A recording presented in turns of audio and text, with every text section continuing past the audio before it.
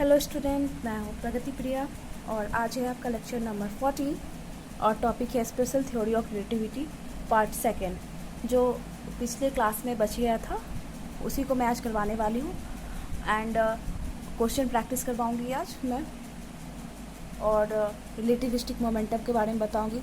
पिछले क्लास में हम लोग ने क्या पढ़ा था?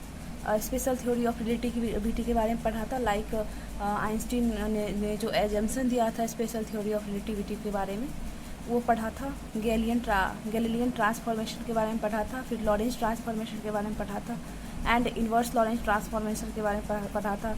Time dilation and length contraction ये सब पढ़ा था एंड प्रिंसिपल ऑफ साइमल्टेनिटी के बारे में पढ़ा था। राइट स्टूडेंट, उसी का कुछ मैं रिकैप यहाँ पे फिर से आपको बता देती हूँ एंड मैं बता दूं कि जो भी स्टूडेंट CSIR नेट का प्रिपरेशन कर रहे हैं, लाइक जेस्ट का कर रहे हैं, IIT JAM एंड गेट का कर रहे हैं, सभी बच्चों के लिए जो है ये जो टॉपिक है बहुत ही इम्पोर्टेंट है ये सेशन। ओके, तो मैं रिकैप पिछले क्लास का रिकैप देख लेती हूँ एक बार। लॉरेंस ट्रांसफॉर्मेशन में हम लोग ने क्या पढ़ा था कि ये x dash y dash z dash t dash ये किसके कोऑर्डिनेट है? ये मूविंग फ्रेम के कोऑर्डिनेट है s डैश के, और ये x y z t ये सब किसके कोऑर्डिनेट है? s फ्रेम के, जो कि रेस्ट फ्रेम में है। Okay, x dash equal to क्या होगा? x minus v t under upon में under root 1 minus b square upon में सी स्क्वायर। ये क्या है? ये 1 by under root 1 minus b square by c square gamma है, जिसको हम कहते हैं लॉरेंस फैक्टर। ओके, एंड हाँ, एक इम्पॉर्टेंट बात और, ये तो x dash y dash z dash t dash ये मूविंग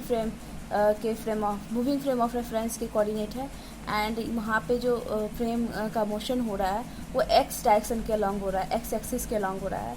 सो दैट यहाँ पे जो चेंजेज आएंगी कौन से कोऑर्डिनेट में? वेरिएबल्स में, ओनली x डैश में और t डैश में चेंजेज आएंगी। बाकी जो दो कोऑर्डिनेट है वो एज इट इज रहेंगी। लाइक देखो आप, x डैश इक्वल टू क्या हो जाएगा? x minus v t under root 1 minus b square by c square. Y dash में कोई चेंजेस नहीं देखने को मिल रही है।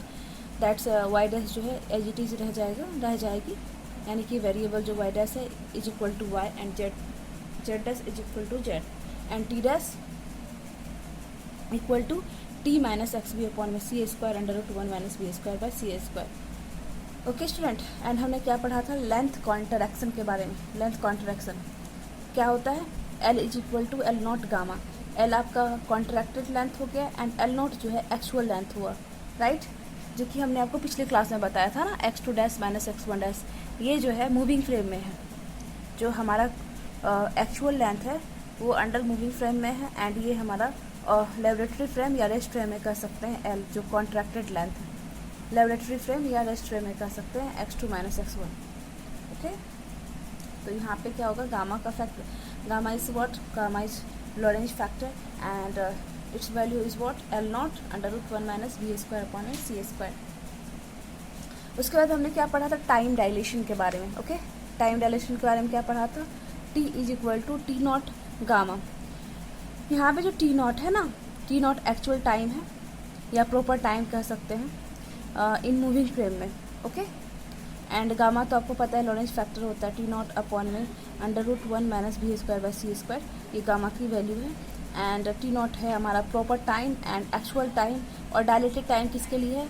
रेस्ट फ्रेम के लिए, लेबोरेटरी फ्रेम के लिए। हम इसको डायलेटेड टाइम को हम ये बोल सकते हैं, ऑब्जर्विंग टाइम भी बोल सकते हैं, और ये लेबोरेटरी फ्रेम के लिए, राइट स्टूडेंट? एंड हमने पढ़ा था principle of simultaneity, right? Principle of simultaneity में हमने क्या पढ़ा था कि अगर दो इवेंट्स एक साथ किसी भी फ्रेम में, दो इवेंट एक साथ किसी भी फ्रेम में अकर होते हैं तो दूसरे फ्रेम में, या वो रेस्ट में हो या मूविंग में हो, तो उसमें क्या नज़र आता है? उस फ्रेम के अकॉर्डिंग वो इवेंट साइमल्टेनियसली नज़र आता है या फिर डिफरेंट टाइम में नज़र आता है। तो उस पर ये एक्सप्रेशन हमने बनाया था। ये हमारा मूविंग फ्रेम में टाइम डिफरेंस है T2 माइनस T1 एंड ये हमारा टाइम डिफरेंस है आपका रेस्ट फ्रेम में T2 minus T1 gamma into T2 minus T1 minus gamma into भी अपॉन सी स्क्वायर इंटू में x2 माइनस x1। ये हम लोग ने एक्सप्रेशन ड्राइव किया था दो फ्रेम लेके एंड एस रेस्ट फ्रेम को हमने माना कि रेस्ट फ्रेम एस है और उसके coordinates x y z and t हैं, और दो पोजीशन पे यानी x1 x2 पे जो है दो टाइम लगा दिया जाता है टाइमर, और दोनों को साइमल्टेनियसली मतलब ऑन कर दिया जाता है। देन दूसरे फ्रेम में हम देखते हैं तो वो टाइम जो है साइमल्टेनियसली नज़र नहीं आता है। देन वो डिफरेंस क्या आएगा, उसका ये फॉर्मूला है। सपोज़ यही चीज़ अगर आपको दे दिया कि वो दोनों के बीच का जो डिस्टेंस है, दोनों टाइम के बीच का डिस्टेंस है, दोनों का जो पोजीशन है, वो आपको क्वेश्चन का सिनेरियो अगर चेंज कर दिया, पूछ दिया कि अगर ये एस मूविंग फ्रेम में ये डिस्टेंस है दिया दे रखा है, तो आप कैसे निकालोगे, मतलब कि वो T2 dash minus T1 dash. तो इसका ये फार्मूला है, हम ये फार्मूला यूज़ कर सकते हैं। x2 dash minus x1 dash is equal to gamma x2 minus x1। यहाँ पे ये फार्मूला पुट करके आप उस मतलब रिजल्ट को निकाल सकते हैं, राइट स्टूडेंट। एंड हम लोग ने क्या पढ़ा था, एडिशन ऑफ वेलोसिटीज़ के बारे में, राइट। एडिशन ऑफ वेलोसिटीज़ के बारे में हमने क्या पढ़ा था, जैसे कि बी एक्स डैश को हम क्या लिख सकते हैं, D x dash upon d T dash, and D T मतलब डिवाइड कर सकते हैं डोमिनेटर डिनोमिनेटर में D T. And x dash में क्या चेंजेस है, ये तो मूविंग फ्रेम के कोऑर्डिनेट्स है ना, और जो मोशन हो रहा है एक्स में वो है d upon d t gamma x minus b t. And t dash में क्या चेंजेस जा रहे हैं, तो आप देखोगे ये भी कोऑर्डिनेट मूविंग फ्रेम के हैं, d by d t r t minus v x upon c square. अब जब मैं इसको सिंप्लीफाई करूँगी तो ये रिजल्ट आएगा student, v x dash equal to v x minus b upon में 1 minus b into v x upon c square. उसी तरह से मैं वी वाई और वी जेड में देखूँगी कि क्या चेंजेस होंगे। चूँकि वी वाई में कोई चेंजेस नहीं हुए तो वी वाई, लेकिन अपॉन मतलब वाई एक्सेस में कोई चेंजेस देखने को नहीं मिले क्योंकि इसके अबाउट मोशन नहीं है, बट यहाँ पे टाइम में चेंजेस आएंगे और टाइम में ये चेंजेस देखने को मिले हैं सिंप्लीफाई करने के बाद। 1 minus v x upon c square, and ये वी एक्स ही होगा स्टूडेंट, वी एक्स अपॉन में c square, v into v x upon c square, v z is equal to v z upon में 1 minus v x v into v x upon c square. मैं यहाँ पर एक आपको example लेके clarify करती हूँ। सपोज़ यहाँ पे दो फ्रेम ऑफ रेफरेंस, एक एस है एक एस डैश है, राइट। ओके, इसके coordinates x y z and t हैं, इसके coordinates x dash y dash z dash हैं, ओके। और ये मूव कर रहा है वी वेलोसिटी से अलॉन्ग एक्स डायरेक्शन में। एंड यहाँ पे एक पार्टिकल है, ये इसका भी मोशन हो रहा है अबाउट एक्स डायरेक्शन में, और यहाँ पे इस फ्रेम ऑफ रेफरेंस के रिस्पेक्ट में देखा जाता है, इस फ्रेम ऑफ रेफरेंस के रिस्पेक्ट में देखा जाता है इस पार्टिकल की वेलोसिटी, तो वी एक्स। एंड इस फ्रेम के रिस्पेक्ट में इसकी वेलोसिटी अगर हमको निकालनी हो तो हम कैसे निकालेंगे, इस फॉर्मूले से, v x dash is equal to v x minus b 1 minus b into v x square upon c square. चूँकि दोनों सेम डायरेक्शन में जा रहे हैं इसलिए यहाँ पे माइनस का साइन रहेगा सिंप्लीफाई करने के बाद। अदरवाइज अगर दोनों अपोजिट डायरेक्शन में चलेंगे तो एक माइनस का साइन हो जाएगा, देन यहाँ पे प्लस आ जाएगा, एक्सप्रेशन में कुछ चेंजेस आ जाएंगे, v x plus b upon में 1 minus b into v x upon c square, ये यहाँ प्लस आ जाएगा माइनस साइन के जगह, राइट स्टूडेंट।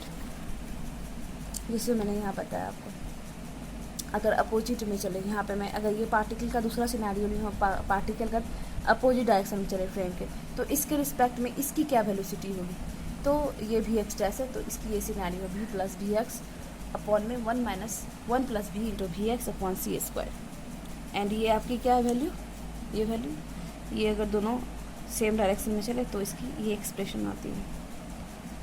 अब हम कुछ क्वेश्चन प्रैक्टिस करेंगे, देन फिर एक दो कॉन्सेप्ट है उसको बताऊंगी मैं, ओके। देखो स्टूडेंट, क्वेश्चन ये है हमारा, थोड़ा समझना। क्वेश्चन काफ़ी लंबा था तो मैं यहाँ पे शॉर्टकट यूज़ की हूँ। मान के चलो एक अर्थ है, उस पर एक ऑब्जर्वर है जो ऑब्जर्व कर रहा है कि ये जो है ना रॉड जो है ये वेलोसिटी 0.4 सी वेलोसिटी से मूव कर रहा है अलॉन्ग एक्स डायरेक्शन में। एंड यहाँ पे एक फ्रेम है एस डैश फ्रेम, वो भी जो है भी वेलोसिटी से मूव कर रहा है बट अपोजिट डायरेक्शन में, राइट स्टूडेंट, अपोजिट डायरेक्शन में, इसके अपोजिट डायरेक्शन में, ठीक है। लेकिन इसके रिस्पेक्ट में इसकी वेलोसिटी है एंड इसकी भी वेलोसिटी है, बट इसके रिस्पेक्ट में इसकी वेलोसिटी नहीं है इसके रिस्पेक्ट में। तो मुझे भी एक्स डैश निकालनी है, यानी रिलेटिव वेलोसिटी निकालनी है। Both velocities are measured in S frame, the length of rod in S frame is 3.6 metre. यहाँ पे एस फ्रेम में जो है इसका जो इसकी जो लेंथ है 3.6 मीटर है, लेकिन एच डैश के नज़र में तो ये कॉन्ट्रैक्ट नज़र आएगी। सॉरी ये तो कॉन्ट्रैक्टेड लेंथ यहाँ पे गिवन है, क्योंकि रेस्ट फ्रेम से हम इसको ऑब्जर्व कर रहे हैं, तो ये हमारा क्या है, कॉन्ट्रैक्टेड लेंथ है। एंड हम इसका एक्चुअल लेंथ भी निकाल सकते हैं, तो क्वेश्चन के अकॉर्डिंग हम सॉल्व करेंगे, राइट स्टूडेंट। तो पहला क्वेश्चन क्या है हमारा, find the relative velocity of rod with respect to particle. तो यहाँ पे रिलेटिव वेलोसिटी बोला जा रहा है निकालने के लिए। Find the relative velocity of rod with respect to particle, ये पार्टिकल के रिस्पेक्ट में वेलोसिटी, रॉड की वेलोसिटी निकालने के लिए बोल रही है। तो ये एच डैश फ्रेम कुछ नहीं है, पार्टिकल है जो कि अपोजिट डायरेक्शन में रॉड के मूव कर रही है, ओके, निगेटिव एक्स डायरेक्शन में। तो फॉर्मूला क्या था इसका निकालने का, आपने अभी देखा कि ये जो है नेगेटिव डायरेक्शन में जा रही है, तो यहाँ पे प्लस का साइन हो जाएगा, माइनस माइनस यहाँ भी प्लस आ जाएगा स्टूडेंट। तो कुछ ऐसा इसका वो फॉर्मूला बन के आएगा, v x plus b upon one minus b, one plus b into v x upon c square. और ये जो है वेलोसिटी क्या बोला, relative velocity of rod with respect to particle, इसके रिस्पेक्ट में, एच डैश फ्रेम के रिस्पेक्ट में इसकी वेलोसिटी क्या होगी, इसके रिस्पेक्ट में इसकी वेलोसिटी 0.8 है, तो वी एक्स, उसको हमने वी एक्स माना, ठीक है, वी एक्स है ये 0.4 c plus b is equal to क्या है 8 सी अपॉन में 1 माइनस 1 प्लस वो सारी वैल्यू डाल दिए, वी इज इक्वल टू है हमारी 0.8, यहाँ 0.8 में इधर लिख दिए 0.8 सी एंड 0.4 सी मल्टीप्लाई करने के बाद अपॉन सी स्क्वायर। जब सिंप्लीफाई करोगे तो इसकी ये वैल्यू आएगी 0.909 सी के बराबर, या 10/11 सी के इक्वल इसकी वैल्यू आएगी, ओके स्टूडेंट। देन अब हमें से पूछा जा रहा है कि इसकी प्रॉपर लेंथ क्या होगी, what is the proper length of the rod, क्योंकि आप देखो कि ये ऑब्जर्व किया जा रहा है मतलब अर्थ के ऊपर रह के, यानी कि ये रेस्ट में है, अर्थ तो मूव कर रहा है बट अर्थ के अकॉर्डिंग ये रेस्ट में है। और जब इसको देखा जा रहा है तो ये रॉड को, तो इसको कॉन्ट्रैक्टेड नज़र आएगा एक्चुअल लेंथ से, ओके, छोटा नज़र आएगा। तो इसका एक्चुअल लेंथ होगा क्या, तो हम देखते हैं स्टूडेंट, राइट। कॉन्ट्रैक्टेड लेंथ की जो फॉर्मूला की जो एक्सप्रेशन होती है क्या होती है, L is equal to L not upon में गामा, लॉरेंज फैक्टर। तो इसकी प्रॉपर वैल्यू क्या मैं लिखूँगी, हाँ एल नॉट की हमारी एक्चुअल वैल्यू है, तो L not equal to L gamma हो जाएगी। तो ये हमारा हो गया एल इज क्या हो जाएगा हमारा, L upon √1 minus b square by c square. तो एल हमारी क्या है, एल की वैल्यू 3.6 है ना, एल की वैल्यू 3.6 गिवन है, 3.6 मीटर ये गिवन है हमारा क्वेश्चन है ना, गिवन 3.6। अब देखो स्टूडेंट ये सारा वैल्यू जब मैंने इसमें पुट किया इस एक्सप्रेशन में, तो क्या आंसर है देखो 3.6 √1 माइनस भी जो है किस वेलोसिटी से मूव कर रही है, और रॉड 0.4 से। जब इसको सिंप्लीफाई करूँगी तो 0.16 आएगा, एंड जब ओवरऑल सिंप्लीफाई करूँगी तो हमारा जो एक्चुअल लेंथ है 3.92 मीटर है। अब देखो कॉन्ट्रैक्टेड लेंथ हमारा कितना था स्टूडेंट, 3.6 था, 3.6 था, एक्चुअल लेंथ 3.92 है, तो डिफरेंस है ना।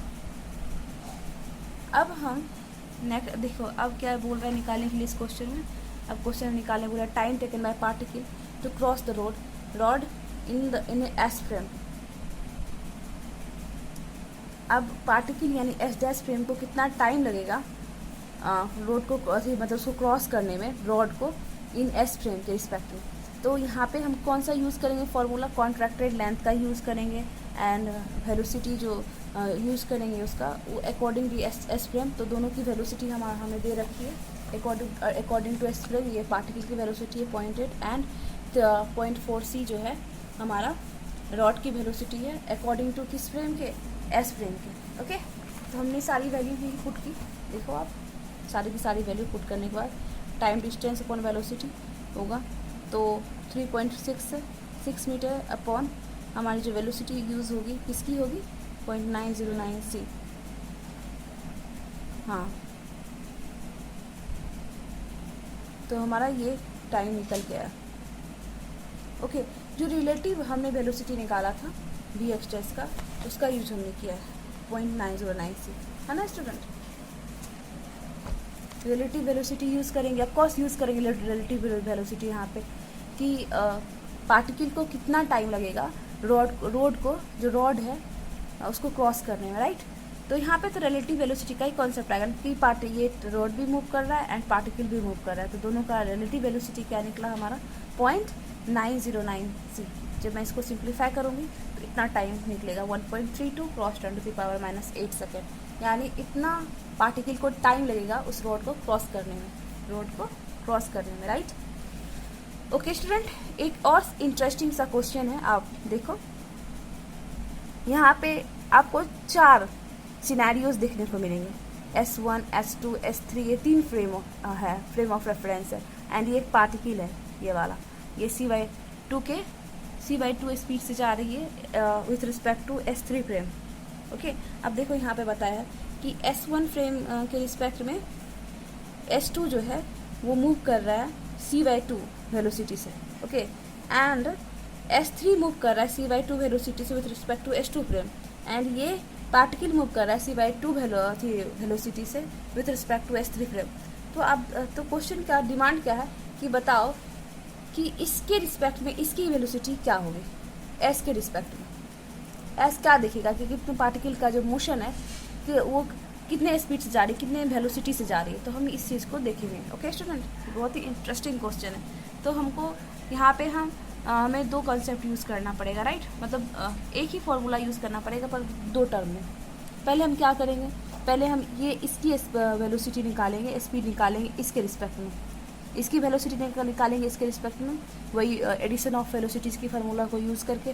देन जब ये निकल के आ जाएगा इसके रिस्पेक्ट में, देन मैं आराम से इसको निकाल सकती हूँ, ठीक है, इसके रिस्पेक्ट में इसकी वेलोसिटी, यानी Vx निकालना है। Vx डैश हमें जो है दे रखा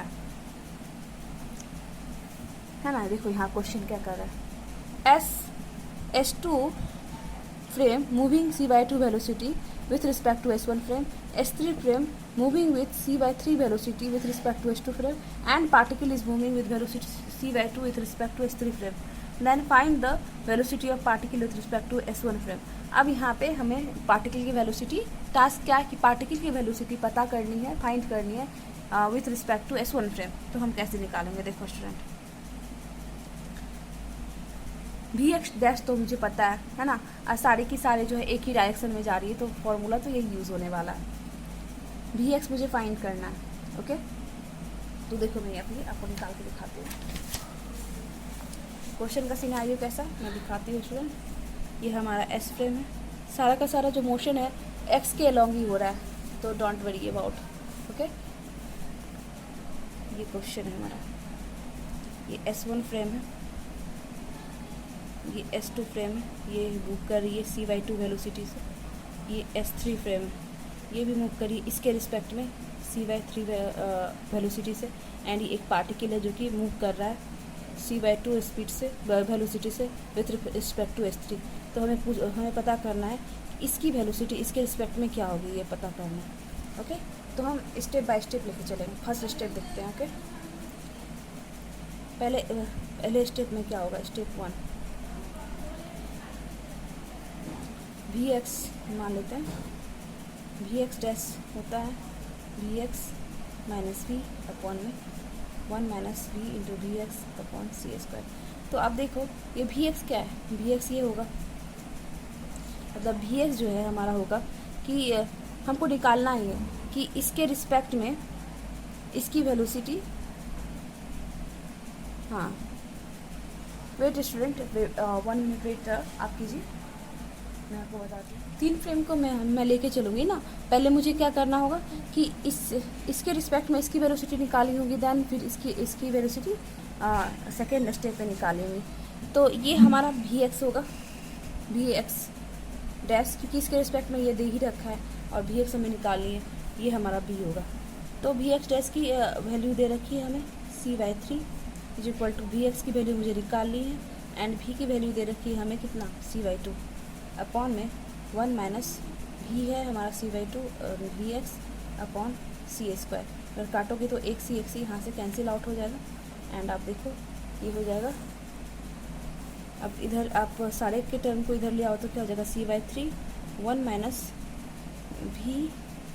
Vx/2c is equal to Vx minus C/2 okay, तो अब इसको मैं क्या करूँ, c/3 मल्टीप्लाई कर देती हूँ, सी इंडिविजुअल कर देती हूँ, c/3 Vx c cancel out हो जाएगा आपका, एंड 3 इंटू 2 6 हो जाएगा, is equal to Vx minus c/2, and मैं Vx वाले टर्म को एक जगह ले आती हूँ, इधर इसको इधर कर लेती हूँ, लेकिन लिखती हूँ इधर Vx/6, एंड इसको मैं क्या करी, इसको इधर ले गई, इसको इधर ले आई, तो यानी c/3 प्लस c/2, और जब सिंप्लीफाई करूँगी तो ये क्या हो जाएगा हमारा ये हो जाएगा, ये हमारा हो जाएगा 6 + 1 7/6 Vx इज इक्वल टू, ये हमारा हो जाएगा 5c/6, 6 cancel out, Vx equal to हमारा क्या हो जाएगा 5/7c, ये निकल के आया। इसकी तो वेलोसिटी इसके रिस्पेक्ट में आ गया, अब इसकी निकालनी है, तो मैं इसे क्या मान लेती हूँ, इसे मैं मान लेती हूँ कुछ टाइम के लिए v मान लेती हूँ, लेट्स v1 मान लेती हूँ, ठीक है।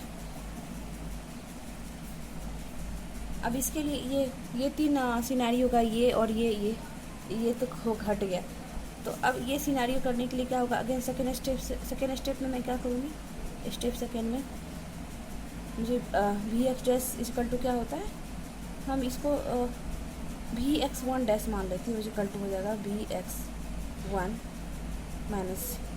माइनस v, ये इसको मैं एज्यूम कर लेती हूँ v, या हाँ v1 ही एज्यूम कर लेती हूँ अपॉन में 1 माइनस Vx1 v1 अपॉन में c²। ओके, हमने इसको v1 एज्यूम कर लिया, तो v1 किसकी स्पीड है, आप इसकी स्पीड है, इसके अकॉर्डिंग, ओके, लेकिन इसकी स्पीड नहीं दे रखी है, इसके अकॉर्डिंग इसकी स्पीड दे रखी है, हमें Vx1 डैश की स्पीड दे रखी है, और हमें Vx1 की स्पीड निकालनी है इसके अकॉर्डिंग, इस फ्रेम के अकॉर्डिंग। अब देखो मैं कैसे निकालूंगी, आप देखो Vx डैश की वैल्यू दे रखी है c/2, एंड Vx1 हमने निकाल ली है, एंड v1 की वैल्यू भी दे रखी है, अभी हमने निकाला just 5/7c, okay, 1 minus Vx1 into 5/7c upon में c², एक c कैंसिल आउट कर देती हूँ, एंड यहाँ क्या हो जाएगा आपका, देखो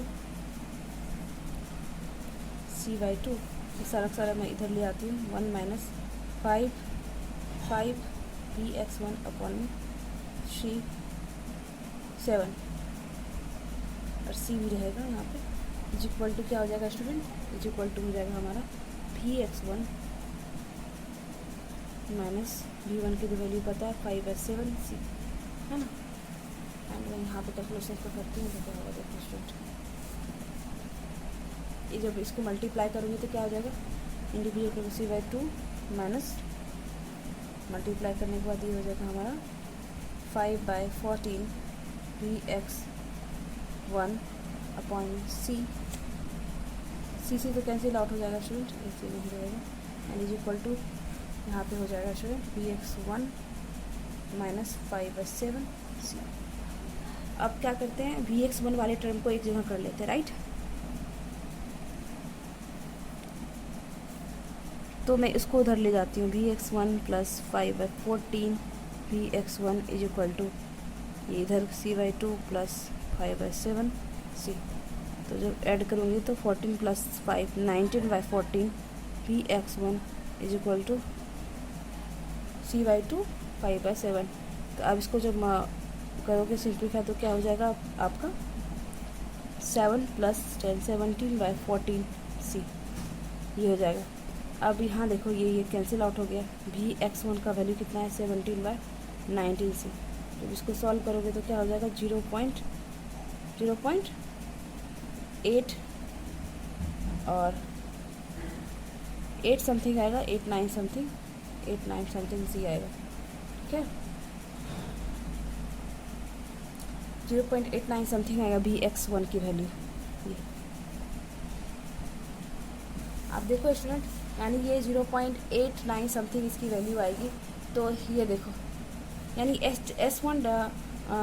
S1 फ्रेम ऑफ रेफरेंस के रिस्पेक्ट में इसकी वैल्यू जो है c/2 ये जो इस पार्टिकल की जो स्पीड होगी, वेलोसिटी होगी, कितनी होगी 0.89 से, ओके, है ना। अब मैं नेक्स्ट क्वेश्चन आपको बताती हूँ।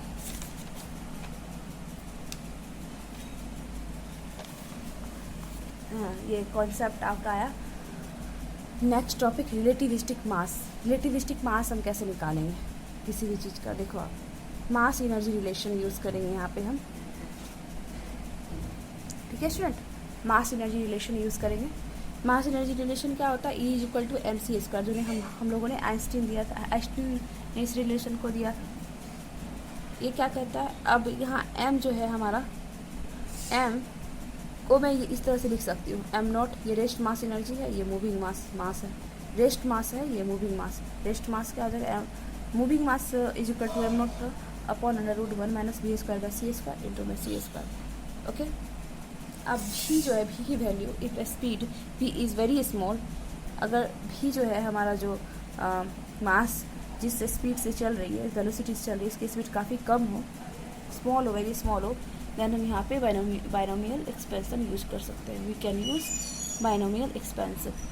ओके, इज इक्वल टू क्या हो जाएगा हमारा? m नॉट सी स्क्वायर, और इसको मैं लिख सकती हूँ 1 plus v square by c square half, ऊपर जाएगा तो माइनस हाफ हो जाएगा।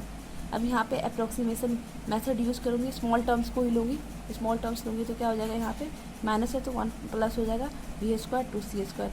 जब इसको सिंप्लीफाई करूँगी तो क्या हो जाएगा student? Is equal to m not c square plus m not c square v square upon two c square cancel out. यहाँ पे हमारा m not c square plus half m not v square, ये क्या था? m c square. तो हम इसको इस फॉर्म में लिख सकते हैं। देखो सिंप्लीफाई करने के बाद ये आया m c square equal to m not c square plus half m not v square. ये हो गया रेस्ट मास एनर्जी एंड ये हो गया हमारा kinetic energy. Okay, if v equal to 0 तो m c square equal to m not c square.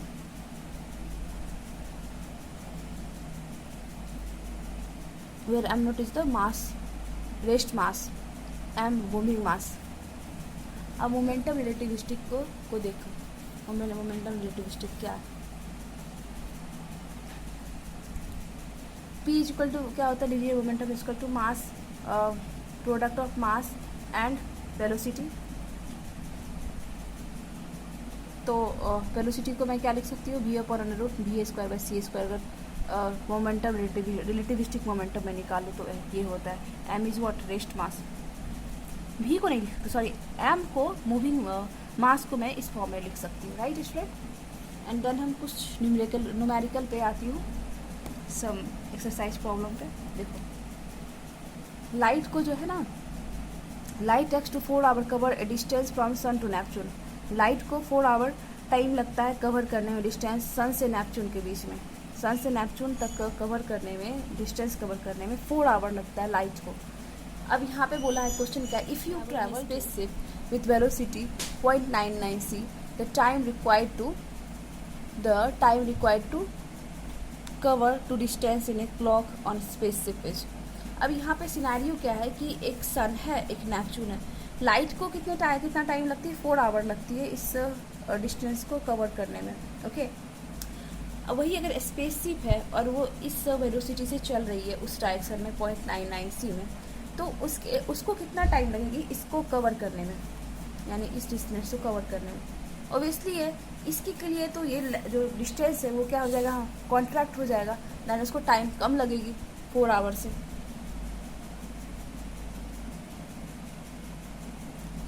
देखो student, actual ये हम पहले एक्चुअल डिस्टेंस निकालती हूँ। क्या होगी एक्चुअल डिस्टेंस? एक्चुअल डिस्टेंस हमारा हो जाएगा c मल्टीप्लाई में टाइम।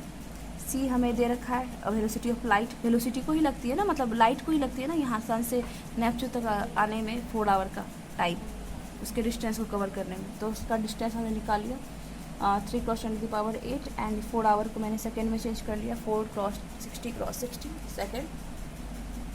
ओके, तो जब इसको मैं सिंप्लीफाई करूँगी, मल्टीप्लाई करने के बाद हमारा ये डिस्टेंस आता है 432 क्रॉस 10⁻10 मीटर एक्चुअल लेंथ है।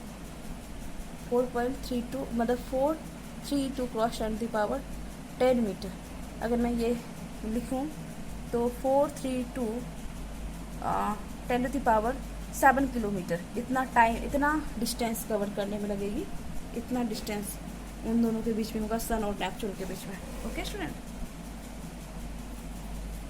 अब देखो मैं कॉन्ट्रैक्टेड लेंथ निकालती हूँ, क्योंकि स्पेस सी में जो है इसका जो डिस्टेंस है वो कॉन्ट्रैक्ट हो जाएगा। कॉन्ट्रैक्ट होने के बाद क्या होगा, एल नॉट बचे गामा, ये होता है फॉर्मूला कॉन्ट्रैक्शन का। लेंथ कॉन्ट्रैक्शन का डिस्टेंस जो कॉन्ट्रैक्ट होगी कितना हो जाएगा, जब मैं इसको सिंप्लीफाई करूँगी, गामा की वैल्यू 1/गामा की वैल्यू होगी 1/1 minus b square by c square, and जो हमारा एक्चुअल लेंथ है उसे मल्टीप्लाई करने के बाद हमें इतनी वैल्यू मिलती है 60.94 क्रॉस 10⁻8 मीटर, यानी कि उसके लिए डिस्टेंस कम हो जाती है। तब टाइम क्या लगेगी स्पेस को कवर करने में, वो डिस्टेंस अपॉन में वेलोसिटी। तो वेलोसिटी इक्वल टू होता है डिस्टेंस अपॉन में टाइम, तो time equal to distance upon में वेलोसिटी, इसलिए शॉर्ट में लिखिए डिस्टेंस अपॉन वेलोसिटी। तो ये क्या हो जाएगा स्टूडेंट, डिस्टेंस हमारा ये निकला, कॉन्ट्रैक्टेड जो डिस्टेंस है ये, एंड वेलोसिटी हमारा जो स्पेसशिप का है 0.99 सी है, क्रॉस 3 क्रॉस 10⁻8।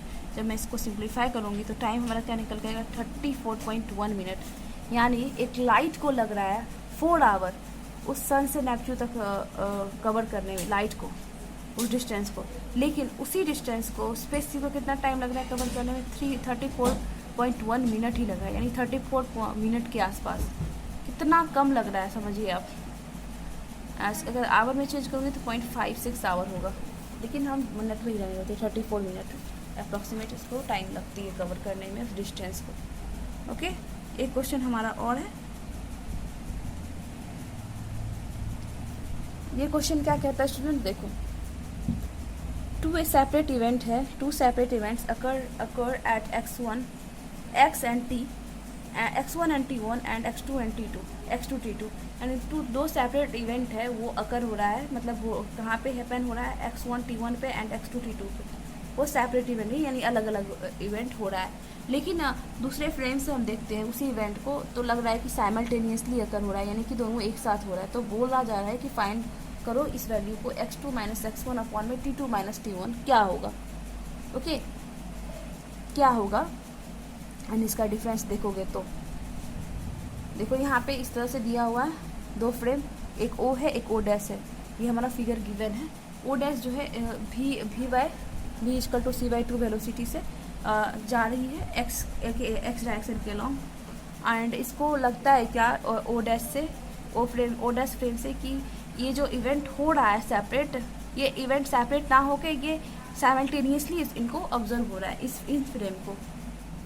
तो इसकी क्या एक्सप्रेशन होती है निकालने की, ये देखो, ये जो डिफरेंस दे रखा है टाइम का t2 dash minus t1 dash, ये मूविंग फ्रेम में के अकॉर्डिंग दे रखा है, ये O डैश है moving frame and gamma t2 minus t1, ये टाइम डिफरेंस जो दे रखा है रेस्ट फ्रेम के अकॉर्डिंग दे रखा है, minus gamma into v upon c square x2 minus x1। Okay, ये हमारे डिफरेंस दे रखा है पोजीशन का, वो भी जो है रेस्ट फ्रेम के अकॉर्डिंग अलॉन्ग दे रखा है, राइट स्टूडेंट।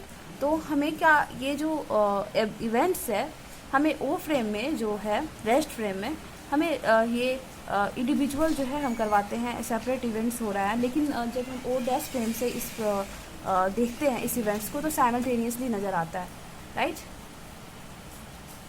साइमल्टेनियसली ये।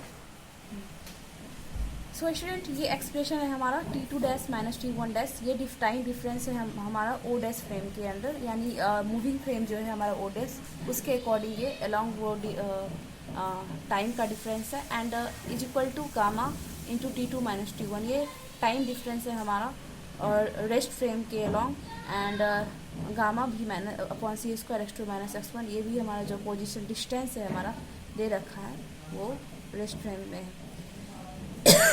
अकॉर्डिंग टू द क्वेश्चन, कि बोला जा रहा है कि हमारा जो है ना ओ डैश फ्रेम से ये जो इवेंट है साइमल्टेनियसली नज़र आ रहा है, तो ऑब्वियसली है कि साइमल्टेनियसली नज़र आते हैं एक टाइम पे, तो t2 dash minus t1 dash ये क्या हो जाएगा हमारा 0 हो जाएगा। जब ये 0 हो जाएगा तो अब देखो, अब ये क्या करूँगी मैं, इसको इस साइड ले आती हूँ, then minus minus cancel out हो जाकर गामा गामा जो भी इक्वल टर्म है वो कैंसिल आउट हो जाएगा, gamma gamma, and t2 minus t1 क्या हमारा हो जाएगा v अपॉन सी स्क्वायर, ये c square student, okay, x2 minus x1, अब क्या करना है, क्वेश्चन का क्या डिमांड क्या है, फाइंड करने के लिए कर x2 minus x one upon में t2 माइनस t1। तो मैं इसको इधर ले आती हूँ एंड इसको इधर, तो सी स्क्वायर बाई भी हमारा जो दे रखा है वेलोसिटी, जो ये मूविंग फ्रेम है विथ c/2 वेलोसिटी से मूव कर रही है अलॉन्ग एक्स डायरेक्शन में, तो ये सी, यह जगह c/2 कैंसिल आउट होने के बाद ये हमारा 2c आएगा इसका वैल्यू इस क्वेश्चन का, x2 minus x one upon में t2 minus t1 is equal to 2c। And last question है ये हमारा सेशन का, इस क्लास का लास्ट क्वेश्चन। देखो क्या कहता है ये क्वेश्चन कि a proton moving toward earth with this velocity v is equal to 0.99 c as measured in earth frame से मेजर किया जाता है प्रोटॉन की स्पीड जो कि अर्थ के टुवार्ड आ रही है, अर्थ की ओर आ रही है, कितनी वेलोसिटी है 0.99 c, traveling parallel to the neutron measured it to be 0.97 c। हाँ, एक स्पेस सीव है जो न्यूट्रॉन के पैरेलल आ रही है, वो जो उसकी स्पीड है ना अर्थ फ्रेम ऑफ मतलब अर्थ के फ्रेम से 0.97 c है। देन उसकी अपनी स्पीड क्या होगी, स्पेस सीव की स्पीड, यानी भी की स्पीड पूछ रही है। देखो सिनेरियो क्या है, समझो स्टूडेंट, मैं क्या करना चाह रही हूँ कि हमारा ये हमारा फ्रेम है, अर्थ है, एंड आप देखो कि ये जो प्रोटॉन है, प्रोटॉन की जो है अर्थ की ओर आ रही है 0.99 c वेलोसिटी से। इसके पैरेलल ही हमारा जो है स्पेस शिप जो है आ रहा है वो 0.97 c से, ठीक है, वो इसके अकॉर्डिंग। तो हमें बी एक्स डैश दे रखा है, ठीक है, बी एक्स डैश दे रखा है 9.97 c एंड ये हमें भी स्पेसशिप की वेलोसिटी निकालनी है, कितनी वेलोसिटी है 0.99 c, तो इसकी वेलोसिटी है प्रोटॉन की, है ना, माइनस पी 1 माइनस 9.99 c, जो फॉर्मूला है v x into v upon c square, v तो मुझे निकालना है, तो जब मैं इसको सिंप्लीफाई करूँगी तो इसकी वैल्यू 0.5 c आएगा, है ना स्टूडेंट। आप ही खुद से भी करना क्वेश्चन, ठीक है, ट्राई करना। इसका आंसर ये आता है, वेलोसिटी जो होगी स्पेसशिप की 0.5 c होगी। Okay, what is the velocity of the spaceship. And मैं आपको नेक्स्ट वीडियो लेक्चर में बताऊंगी, नेक्स्ट क्लास में बताऊंगी मैथमेटिकल फिजिक्स के बारे में, उसके कुछ टॉपिक से रिलेटेड मैं डिस्कस करूंगी। आई होप आपको ये वीडियो समझ में आई होगी, तो आप लाइक करें, सब्सक्राइब करें और दूसरों के साथ ज़रूर शेयर करें। And till then happy bye bye, have a good day, thank you.